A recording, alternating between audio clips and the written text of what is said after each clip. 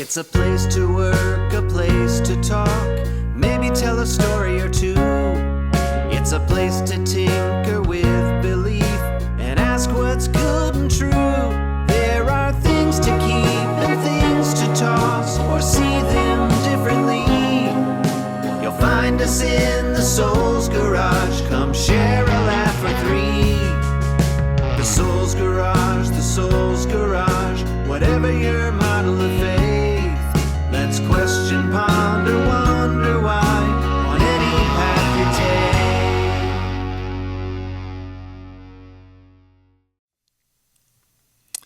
Hello, and welcome to the Soul's Garage. I'm Paris Donahue.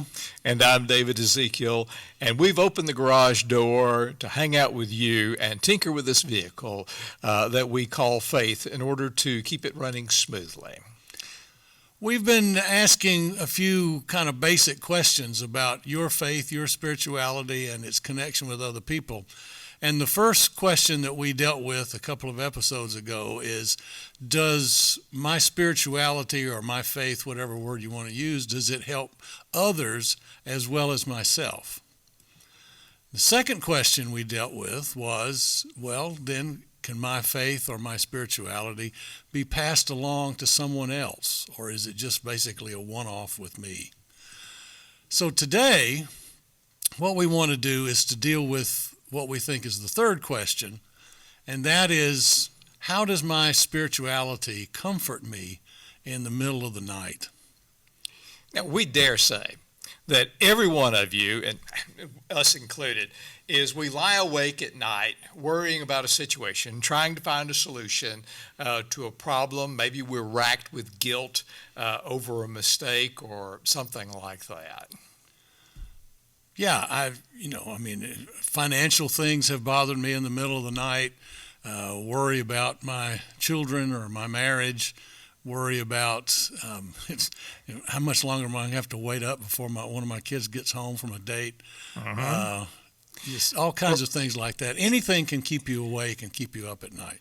Yeah, and sometimes there are just those things that maybe some sort of a sleeping tablet or something like that is just not going to work for you. No. I mean, if you take a nip or two or 3 or 4 of scotch before you go to bed, it'll lay you out for a few hours. But 3 o'clock in the morning comes, and you're going to be wide awake, and you're going to be wondering, there was something that I didn't do. I'm going to get in trouble for at work, or I didn't do for my class assignment. Something is just going to be bothering your mind. I find that sometimes more than a nip or 2 or 3 or 5, a good ball-peen hammer will knock me out pretty well, either administered by me or my wife. Well, I've met your wife, and I know she'd like to hit you with a ball-peen hammer. We're not condoning violence here on the show. Oh, me. But yeah, we sometimes we try to deal with the situation by quoting some aphorism like, it's always darkest before the dawn, or something like that. But I don't know, if you're like me, that just doesn't help at all. Or we make jokes about it. I ran across somebody the other day that said, yeah, I sleep with a knife under my pillow. You never know when someone's going to break in my house and give me a cake. Okay. Or I accidentally fell asleep smoking an e-cigarette, and when I woke up, my whole house was on the internet. I didn't say they were good jokes. I said that we try to deflect for this whole thing by making jokes about it. How can we deflect this conversation? Ball-peen hammer. But you're right. We do make jokes in order to try and cope with a pretty serious situation. But the fact of the matter is, most suicides occur after midnight, peak numbers between 2 a.m. and 3 a.m. in the morning. Well, I've always been fascinated by how many churches we'll have around December the 21st, they'll have what they call a longest night service. Because, of course, the 21st of December is the longest night of the year. It's the day that has the least amount of sunshine in it. And the whole idea is that around the holidays, everybody wants to be joyful and happy and hooray, hooray. But the truth of the matter is those days are very, very difficult for an awful lot of people who are grieving, who are feeling just enormous guilt, all kind of reasons. And to have to deal with more darkness, more nighttime than at any other time of the year is really difficult for people. And so some churches have what they call a longest night service. Mm-hmm. And I have done several of those, and people are grateful because they don't feel like that they can be as cheerful as they are pressured into feeling. Mm-hmm.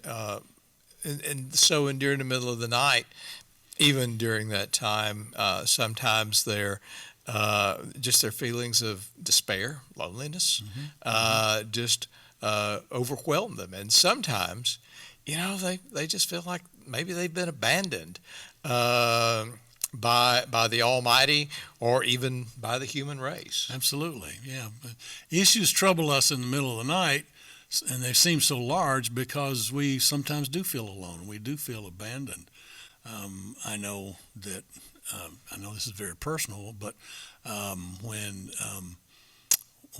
my first marriage was coming apart, I remember being in bed with my wife, and she was sound asleep, and I was laying there wide awake for hour after hour after hour, just watching her and saying, "Please don't leave me." I never felt more alone in my life, even though there was somebody else with me.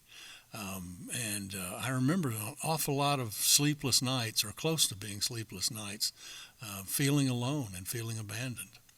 Mm-hmm. Yeah, in fact, I'm sorry about that, and I'm not making fun of your situation in life, but there are a lot of country songs that pick up on that very element. Oh, absolutely. About one guy who sang some song about it was too hot to fish, too hot to hunt, but it was too cold at home. Mm-hmm. But it is true. I mean, that's why so many country songs and bluegrass songs do deal with, what are very sad topics, mm-hmm. because so many of us deal with that kind of stuff. Yeah. Well, and you know what happens, though, when you play a country song backwards, don't you? Everybody feels good. Your dog doesn't die. Your wife doesn't leave you. Your truck doesn't break down. I can think of all kinds of things that could happen. Well, that's true. I mean, the most important one was about me is that I was thinking about. You get your boat back, you get your dog back. I mean, that's right. You get your dog back. Yeah, you catch a whole mess of fish. But we digress.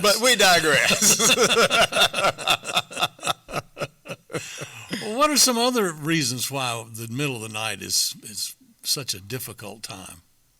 Well, sometimes in the middle of the night, you feel helpless.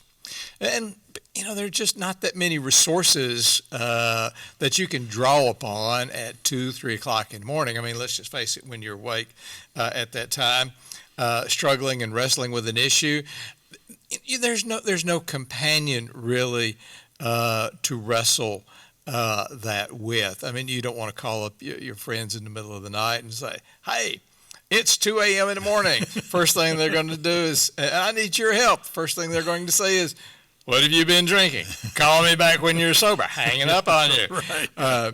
Well, the first thing they'd say is, "It's 2 o'clock in the morning." Don't you have a clock?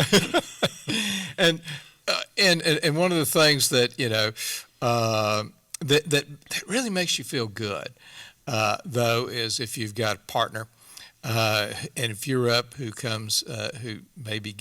may well get up and say, "How come you're up? come back to bed. No, I'm thinking about this issue. Well, want me to help think about it with you, or do you want to talk about it? Now that's a wonderful feeling. But at 2 o'clock in the morning, 3 o'clock in the morning, there's just no one to call, and you say to yourself, I can call somebody about 7 o'clock, assuming that they're out of bed at that time. You talking to me? Hey, I'm retired. I don't have to get up until I want to.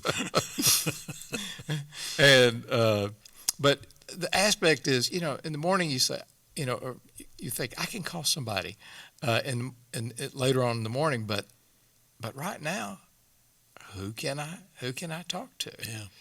I got an email a week or so ago, as I looked at it early in the morning, and I opened it up, and it's from a friend of mine, and who has some serious health issues, and he said, he started off with this line, what did you say to your parishioners who were lying awake at 4 o'clock in the morning and didn't know what to do? And, and he was doing exactly what we're talking about. He was reaching out to me, even though he knew I wasn't going to see that email for several hours yet. So then when I called him, he was feeling better, but in the middle of the night, it was pretty rugged. And it's in the middle of the night when you're wrestling with these issues. Everything feels sort of dire, and most of the outcomes of which you come up with, just are basically negative in approach, or they just do not have positive outcomes. It's that aspect of in the middle of the night, our creativity that is innate within us is just not that active. During the daytime, you can see around the corner. But late at night, the present is all too real and all too present. And in fact, in the middle of the night, this is the time when we sometimes, as I alluded to a little bit earlier, we feel abandoned by God. And, and you just think, is there anyone out there that can help me? And there's a wonderful book written by a mystic, 1,000 years ago almost, who went by the title St. John of the Cross. And he wrote a book entitled The Dark Night of the Soul, in which he addressed those kinds of those matters and how people felt alone, and the aspect is how do you go through that? And fact of the matter is, a dark night of the soul is he was explaining, could last for the rest of the night, or it might last for weeks or months or even years. But it's but his approach was, but even after that dark night, if you can struggle through it, the dawn will indeed break. And that leads to really the crucial question that we want to deal with, and that is, well, given all of that, how does your spirituality comfort you in those moments? What resources does it bring to those long, long hours of darkness? For me, I'm between the two of us. He's a little more passionate about things, and feely. He's kind of one of these touchy-feely. Yeah, it's gotten me arrested in 6 states.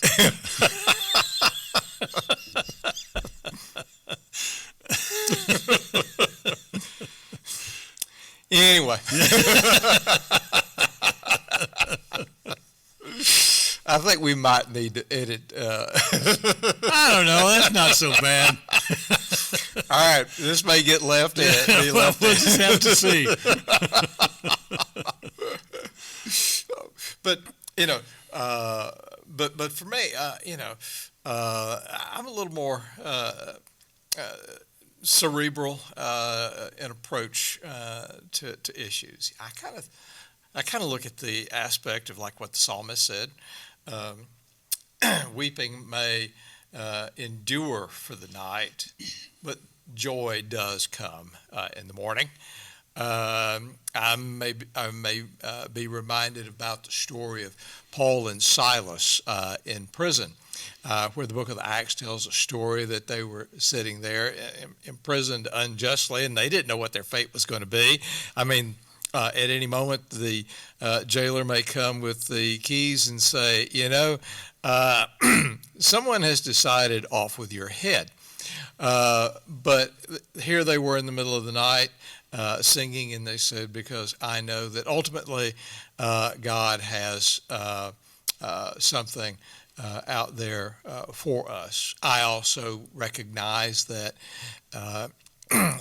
what the Bible also says in one of the prophets of the Old Testament that says, "Oh God, even the darkness of the midnight is as clear to you as the brightness of the noonday sun." In other words, there is no darkness with God. And I also look around and think, but that sometimes darkness is good. Darkness is conducive for better sleep, and one of the things that we have is eyelids at night that close over our eyes to kind of keep the light out so that we can sleep better and rest better in darkness. Darkness is good for our developmental aspects in life. Think about it. When we were born, we spent 9 months in the darkness of the womb, growing, developing, in order to come forward. I do know that there are plants, some very rare and valuable orchids, and one plant I think called the nicotinia or something like that, that only blooms in the middle of the night, and it's got very pretty pink flowers. So, I look at things like that and think, okay, I can logically find a position and a way forward to at least get out of this mess, and just realize it's just something that I have to go through. And other aspects, though, I realize that other people are feeling more emotional about it, and they're taking it far more personally. And and I'm not saying that I don't take it personally, or that it doesn't hurt. I just say that I do recognize that for me, that's how it works to get through the process. Paris? Yeah. We, like we've said on many occasions with this show, we can only speak from our own experience. And I do know that for me, in the middle of the night, the darkness just seems so enveloping. And for me, the thing that gets me through so many times is my idea of faith as community. Mm-hmm. That when I'm feeling alone and abandoned in the middle of the night, if there are experiences that I can go back to about that, where just for me, it's God coming into my life and God giving me something through somebody else that I needed in that moment, that is so real and so comforting, and helps me get through the night. If I can say, okay, I haven't been left alone. I may feel that way right now, but when it comes the dawn, I know that things are going to look better. I remember that when I was going through the breakup of my marriage, and as a pastor, there's just some things that you don't share, and so I was kind of suffering in silence. And we had an Ash Wednesday not a service at the church, but designated some hours where I would be in the chapel, and anybody could come by for prayer and ashes if they wanted them and that sort of thing. And a guy that I was pretty close to in the church showed up, and he didn't know what was going on, but he took one look at me and knew that something was seriously wrong in my life. And so when it came time for me to do the pastoral thing and pray the beautiful prayer and all this kind of stuff, he took both my hands and prayed for me in that moment. And I cannot tell you what a comfort that was for me, to know that I was not alone in this thing. And he had no idea what was going on in my life, but he sensed that something was wrong. The same thing happened with when my second child was born. She was born with a cluster of birth defects called Klippel-Feil syndrome, and my wife and I were so just blown out of the water by this whole thing. We never dreamed that something like this would happen to us, and there were so many unanswered questions. And you talk about spending some sleepless nights. That really happened to me during that time.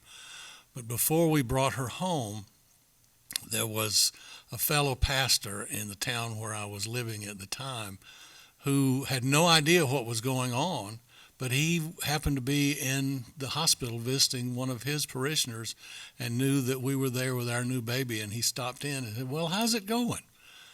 And for the first time in a long time, I had a pastor rather than I had to be one.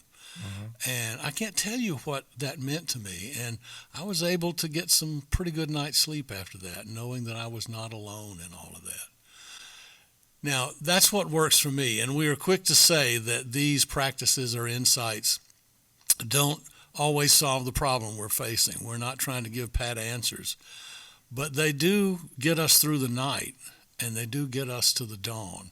Mm-hmm. And that's what we wish for you in your spiritual journey and in your faith journey, is to have a kind of faith or spirituality in those dark moments of the night where you can say, okay, the dawn is coming. This is just temporary, mm-hmm. and I'll put one foot in front of the other when the daylight comes. Mm-hmm. Yeah, and the whole aspect is what works for you. You've heard our experiences. And the means and methodologies by which we employ. Some may be more academic, some may be more emotive, but in either case, it works for each of us, and we want something to work for you as well. Mm-hmm. And we'll try and address some of those issues, matters, in subsequent podcasts, and hope that you come along with us in our journey of the discussions of faith and life, and how does it matter to who we are, and where do we believe that we're going ultimately. Yeah. Well, I feel kind of like maybe this episode, at least about halfway through, took a downturn. But it's a tough subject, and everybody experiences this, and so we don't want to make light of it. But we also don't want to give the impression that we don't think that there's hope either, because there's always hope. Mm-hmm. There is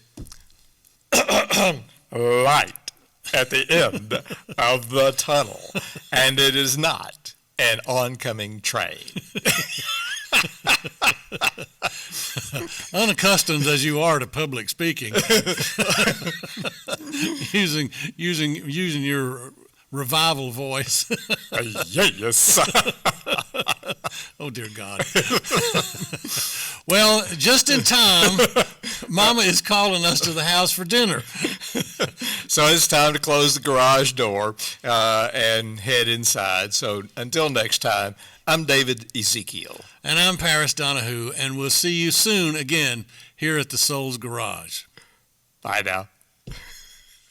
The Soul's Garage was written and recorded by Paris Donahue and David Ezekiel. Our theme song was written by Adam and Brady Beard and Paris Donahue. And we're glad that Adam and Brady Beard recorded and performed it, because they sound good. Yes, they do. I'll admit to that. And our podcast cover art was designed by Nancy Arndt. Our food coordinator and caterer is Sal Manella. Follow us on Facebook and Instagram and maybe TikTok. That is, if Elon has figured out what he's going to do with it by now. And because if you're going to waste time on social media, at least waste time with us. Yeah, you ain't right. Everybody knows that. Well, at least we're entertaining. Yeah, right. So, keep going. All right. And send your comments to us by email to thesoulsgarage@gmail.com. And the Souls Garage is a production of Two Old Geezers Studio, and we're proud of it.